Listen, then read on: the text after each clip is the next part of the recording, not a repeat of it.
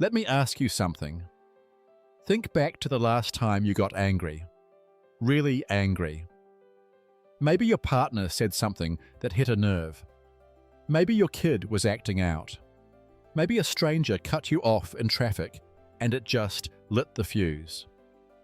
Now ask yourself this. What did that anger actually get you? Did it fix the problem? Did it make you feel more respected, more connected, or more in control? Or did it leave you with regret? Maybe shame? Maybe even silence from someone you love? If you're here listening to this today, it tells me that you're ready to face this. You're ready to face the truth, not with judgment, but with honesty. Because here's something most people never hear until it's too late. Anger doesn't work. It never has.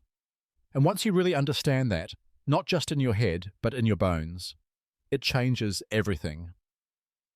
Hi there, I'm Alastair Duhs, and you're listening to episode 142 of the Anger Secrets podcast.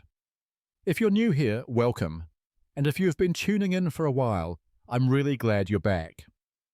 For over 30 years, I've helped more than 15,000 people control their anger, master their emotions, and build relationships that actually feel good again. If you want help right now to control your anger, including a free training on how to control your anger in just 7 days, head over to my website, angersecrets.com. There's a link there to access that free training, or if you'd like to chat personally with me about your situation. You can also book a free 30-minute anger assessment call with me. I look forward to talking with you. With that said, let's dive into today's episode. What has anger cost you so far? To begin with, let's dive into this one simple idea. One that has changed the lives of thousands of people. Anger doesn't solve anything. It only makes issues worse. Now, I know that might sound obvious on the surface, but in reality, it's one of the most misunderstood emotional truths out there. Most people still believe, deep down, that anger gives them control. That if they get loud enough, strong enough, intense enough, people will listen, or back down, or respect them. But that's a myth. Because here's what really happens. Anger clouds your thinking. It disconnects you from the people you care about.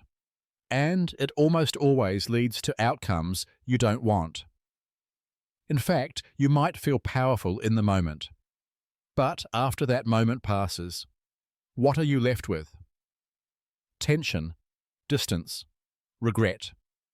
A partner who is scared of you. A child who starts walking on eggshells. A colleague who avoids you. And a voice in your own head whispering, "I messed up again."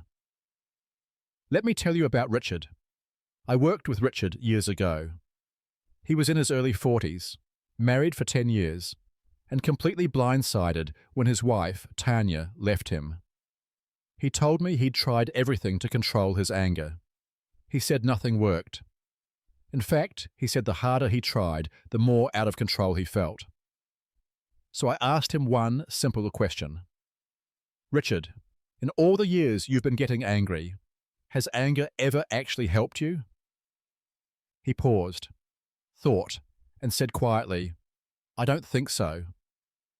Then I asked, "How does being angry make you feel?" Richard looked down. "It makes me feel out of control," he said. "I hate that feeling, because I know I'll regret it. I always feel so guilty afterward." That was Richard's turning point. For the first time in his life, he understood that anger wasn't strength. It was a trap. A trap that had cost him his marriage. A trap that had stolen years of connection from the people he loved. That realization didn't solve everything, but it opened the door. It gave him the reason he needed to finally change. So I'll ask you, what has anger cost you so far?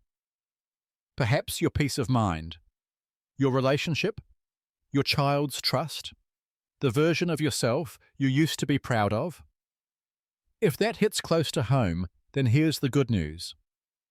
You can choose something different, starting now. You are not your anger. You are not your worst moment. And you are not stuck. It doesn't matter how long you've struggled or how many times you've slipped up. You can break the anger cycle. But it starts with a decision. A decision to stop doing the same thing and expecting a different result. As Albert Einstein said, insanity is doing the same thing over and over and expecting different results. And if getting angry hasn't worked yet, it won't start working now. Jason, one of my recent clients, said the same thing to me.